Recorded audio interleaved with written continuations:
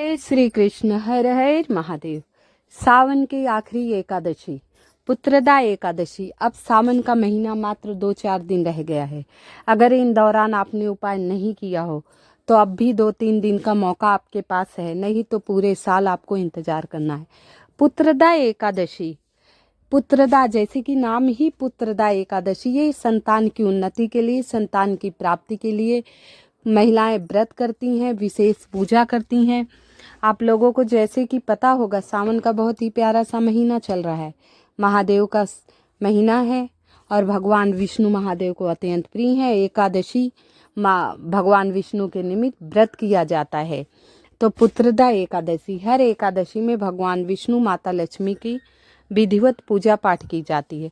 तो आज इस वीडियो में उपाय बताने से पहले आप सभी को बता दूं, 16 अगस्त दिन शुक्रवार को पुत्रदा एकादशी है। पुत्रदा एकादशी की आप सभी को बहुत बहुत शुभकामनाएं।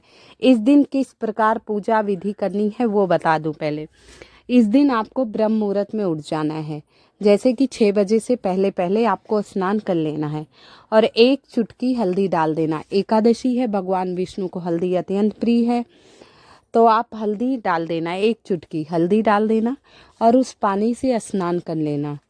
हर हर गंगे ऐसे करते हुए स्नान कर लेना।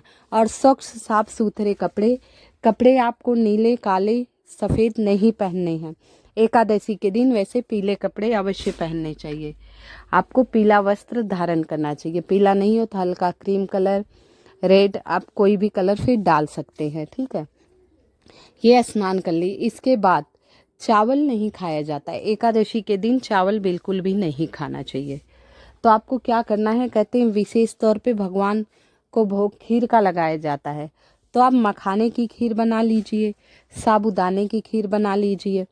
खीर बनाइए, उसमें केसर अवश्य डालना। भगवान विष्णु को केसर अत्यंत प्रिय है। खीर का भोग लगाना है हमें, तो उसमें केसर, मेवा, मिश्री जो आपके पास हो डाल दीजिए। अब वहाँ पहले दक्षिणावर्ती शंख से भगवान को स्नान करा दीजिए। आपके घर में लड्डू गोपाल होंगे जो भगवान विष्णु का ही अवतार हैं, उन्हें विधिवत स्नान कराइए, अच्छे से पोछिए, उन्हें नए वस्त्र धारण कराइए, उनका श्रृंगार करिए, मुकुट पहनाइए, बांसुरी लगाइए, मोर पंख लगाइए, अच्छे से सुंदर सा उनका श्रृंगार कर दीजिए। श्रृंगार कर दिया आपने, इसके बाद फूल माला, गेंदे का फूल अवश्य चढ़ाना चाहिए। गेंदे के फूल से हमारा बृहस्पति ग्रह मजबूत होता है। तो आप गेंदे का फूल, कनेर का मिले तो कनेर का अति उत्तम। कनेर के वृक्ष में साक्षात भगवान विष्णु का वास होता है और कनेर के फूल से अत्यंत प्रसन्न होते हैं। अगर माता लक्ष्मी कनेर का फूल समर्पित, वो बहुत प्रसन्न होती हैं। तो आपको कनेर का फूल मिल जाएगा बहुत आसानी से। आजकल चारों तरफ कनेर के फूल दिखाई देते हैं, तो कनेर का फूल ले आइए। कनेर का फूल बहुत आसानी से मिल जाएंगे, ले लीजिए। नहीं तो गेंदे का पुष्प अवश्य ले आइएगा। तो आप पुष्प समर्पित कर दिए। पुष्पम ग्रहणम समर्पयामि, पुष्पम ग्रहणम समर्पयामि। आप भगवान को केसर का या हल्दी का तिलक लगा दीजिए। पीला चंदन हो तो तिलक लगा दीजिए और माता लक्ष्मी को सिंदूर चढ़ाइए। सिंदूर चढ़ाकर अपनी मांग में लगा दीजिए। अब इसके बाद आप भोग तैयार किए हैं। तुलसी दल आज ही तोड़ लेना, आप कल नहीं तोड़ना है। तुलसी दल को तोड़ लीजिएगा। आप पहले 1 दिन पहले तोड़ के रखा होगा, यानी बृहस्पतिवार को। तो आज के दिन जो खीर का भोग लगाएं, बिना तुलसी दल डाले भगवान विष्णु भोग समर्पित, भगवान विष्णु को भोग नहीं लगाया जाता, नहीं भगवान विष्णु उस भोग को स्वीकार करते हैं। 2 तुलसी दल डाल के भोग लगाए तो भगवान विष्णु जरूर स्वीकार करते। तो आपने स्वादिष्ट खीर बना ली है, उस खीर में तुलसी दल डालकर भगवान को भोग लगाई। भोगम ग्रहणम समर्पयामि, घूंघट डाल लीजिए या पर्दा लगा लीजिए। भोग सार्वजनिक नहीं लगाया जाता है, कि तो पर्दे लगा लीजिए, कि तो आप घूंघट डाल लीजिए, एकांत में भोग लगाए। भोगम ग्रहणम समर्पयामि, भोगम ग्रहणम समर्पयामि, ऐसे करते हुए भोग लगा दीजिए। इसके बाद आप आरती कीजिए। आरती कीजिए ओम जय जगदीश हरे या कृष्ण जी की, जो भी आरती आपको याद है। लक्ष्मी नारायण जय लक्ष्मी रमणा, लक्ष्मी नारायण जी की आरती कीजिएगा। माता लक्ष्मी भगवान विष्णु की विशेष पूजा की जाती। खीर का भोग लगाने से माता लक्ष्मी प्रसन्न होती हैं, भगवान विष्णु। और इसमें इलायची अवश्य डालना। माता लक्ष्मी को इलायची पसंद है, भगवान को केसर, तो दोनों चीज़ मिक्स हो जाएंगे तो लक्ष्मी नारायण की कृपा आपको साक्षात मिलेगी। पूर्णतः श्रद्धा एवं उपाय से ये खीर वाला उपाय अवश्य कर लेना, बहुत ही विशेष सटीक उपाय। अब भोग लगाने के कुछ समय आरती कर लिए, वहीं बैठ के आप इस मंत्र का जाप करना। ओम नमो भगवते लक्ष्मी नारायणाय नमः। ओम नमो भगवते लक्ष्मी नारायणाय नमः। ओम नमो भगवते लक्ष्मी नारायणाय नमः। इस मंत्र का विधिवत जाप कर लीजिए। अब इसके बाद जो भोग लगा खीर है वो सारे खीरों में मिला दीजिए और सबको प्रसाद के रूप में घर में वितरण कर दीजिए। मिलाते समय इसी मंत्र का जाप करते रहना। ओम नमो भगवते लक्ष्मी नारायणाय नमः।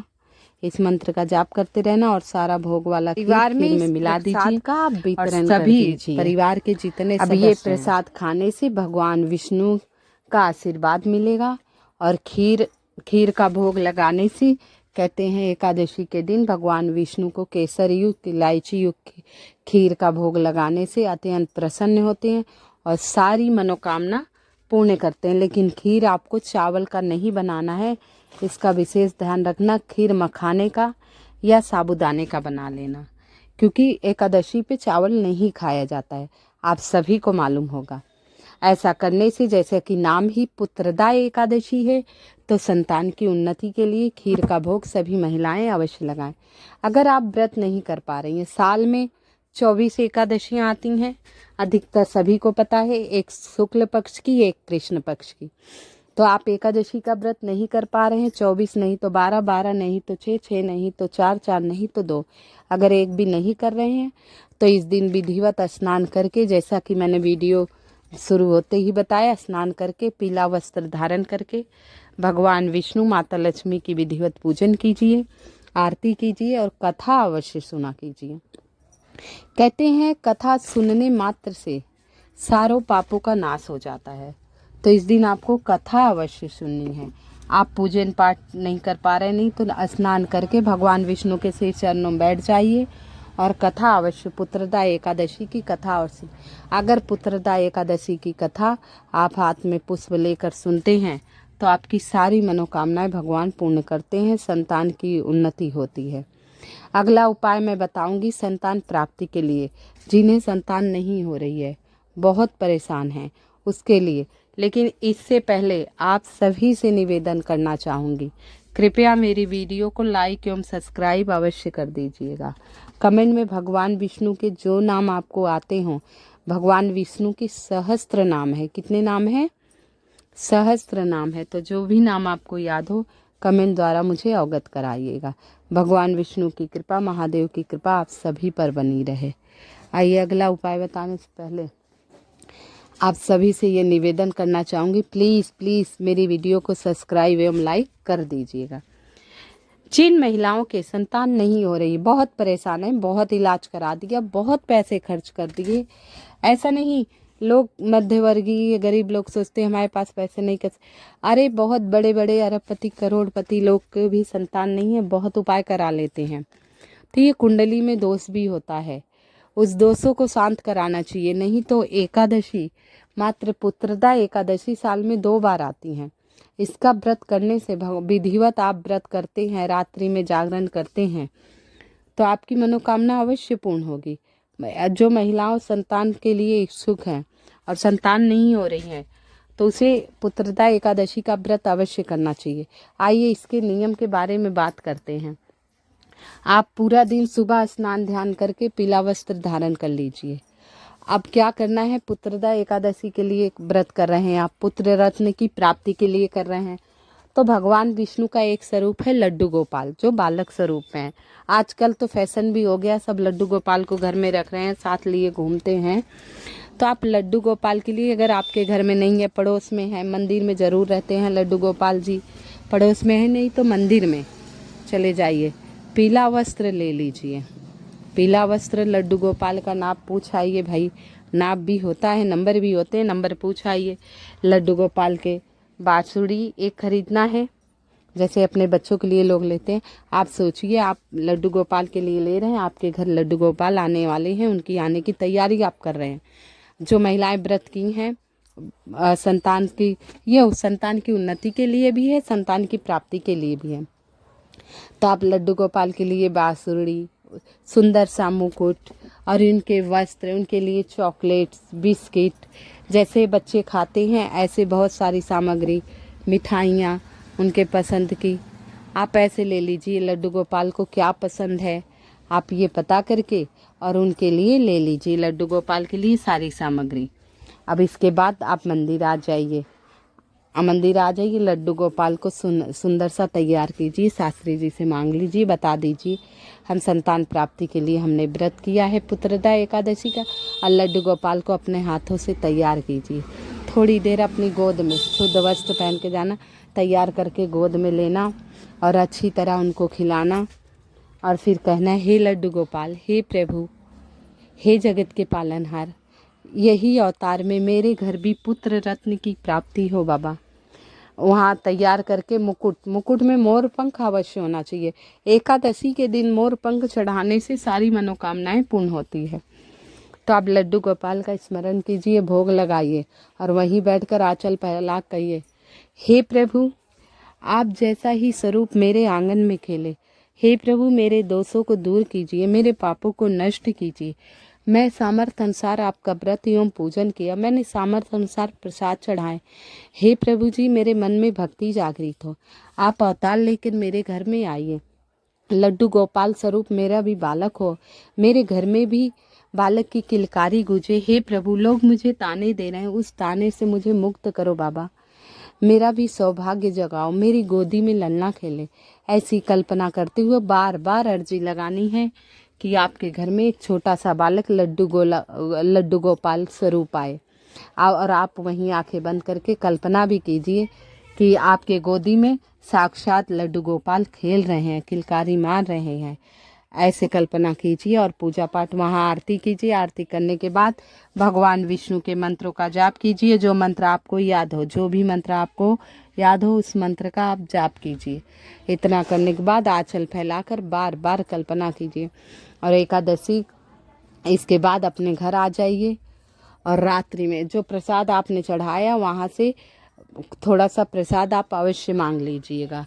तो शास्त्री जी से कह दीजिएगा, शास्त्री जी लड्डू गोपाल के पास से मुझे प्रसाद दे दे, और तुलसी दल ले जाना मत भूलिएगा। तुलसी दल आपको अवश्य ले जाना है। जो भी भोग लगाते हैं हम एकादशी के दिन, बिना तुलसी दल के अधूरा होता है। तो तुलसी दल आज ही आप लोग तोड़ लेना और तुलसी दल लेकर भगवान के मंदिर जाना, प्रसाद भोग लगवाना, उसमें से थोड़ा सा प्रसाद आप घर लेके आना। व्रत किए हैं तो फल मांग लेना, और नहीं व्रत है तो जो आप लड्डू पेड़े चॉकलेट्स चढ़ाएं वो ले आना और कल्पना करना कि भगवान ने साक्षात आपको आशीर्वाद दिया है। उस प्रसाद के रूप में संतान होने के लिए साक्षात भगवान लक्ष्मी नारायण प्रकट होकर आपको अपने हाथों से दे रहे हैं, और वो प्रसाद आंचल में लेना है और भगवान का नाम जपते हुए लड्डू गोपाल का छोटे बचपन का स्वरूप ध्यान करते हुए कमर में करधनी पहने, पैर में पायल पहने और ठुमकते ठुमकते भगवान आपके आंगन में खेल रहे हैं, आपको पुत्र रत्न की प्राप्ति हो रही। ऐसे सुखद अनुभव करना और प्रसाद खा के आपको रात्रि जागरण अवश्य करना है। एकादशी के दिन रात्रि जागरण भजन करने से तभी सारी हमारी उपाय पूरी होती है और मनोकामना पूर्ण होती है। बहुत ही प्यारा सा उपाय बताया है, छोटा सा है। आइए एक उपाय आपको और बता देती हूँ धन प्राप्ति के लिए। धन प्राप्ति के लिए शुक्रवार की एकादशी है, पुत्रदा एकादशी है, माता रानी का दिन है और भगवान विष्णु के निमित्त व्रत है।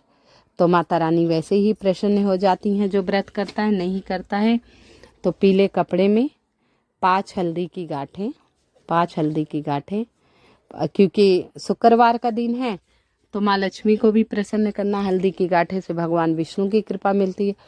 5 कमलगट्टा, 5 हल्दी की गांठें, 5 कमलगट्टा, 5 पीली कौड़ी, 5 पीली कौड़ी और 1 रुपए का सिक्का और पुष्प फूल आप ले लीजिए और ये रख के पोटली बनाकर आपके घर में माता लक्ष्मी की फ़ोटो होगी, ध्यान करते हुए पोटली वहाँ रख दीजिए और माता लक्ष्मी की आरती पूजा चालीसा कीजिए। और एक घी का दीपक, जैसे एक घी का दीपक बना लीजिए आटे का बना लीजिए, इससे चिड़ियों का भोग भी हो जाता है और भोग भी लग जाता है दोनों। तो हल्दी मिलाकर एक आटे का दीपक तैयार कर लीजिए, उसमें गाय का घी भरिए। अब इसमें कलावा की लंबी बत्ती लगानी है। हमें भगवान विष्णु के निमित्त व्रत करना है, अरे उपाय करना है माता लक्ष्मी के निमित्त। कलावे की लंबी बत्ती आप लगा दीजिए। तो कलावे की लंबी बत्ती लगाकर दीपक प्रज्वलित कर दीजिए। इसके बाद उस पोटली की पूजा कीजिए। अक्षत तो एकादशी के दिन नहीं चढ़ाएंगे हम लोग, अक्षत नहीं चढ़ाना है। तो फूलों से उसकी पूजा कीजिए। माता लक्ष्मी के मंत्रों का जाप कीजिए, भगवान विष्णु के मंत्रों का जाप कीजिए। माता लक्ष्मी का मंत्र है ओम श्री ह्रीं श्रीं कमले कमलालय प्रसीदि प्रसीदि श्री ह्रीं श्री महालक्ष्माय नमः। ओम श्री ह्रीं श्री कमले कमलालय प्रसीदि प्रसीदि श्री ह्रीं श्री कमले कमलालय प्रसीदि प्रसीदि श्री ह्रीं श्री महालक्ष्माय नमः। और ये मंत्र नहीं आती, ये जप लीजिए। ओम भागलक्ष्मी च विद्महे विष्णुपत्नी च धीमहि तन्नो लक्ष्मी प्रचोदयात् नमो नमः।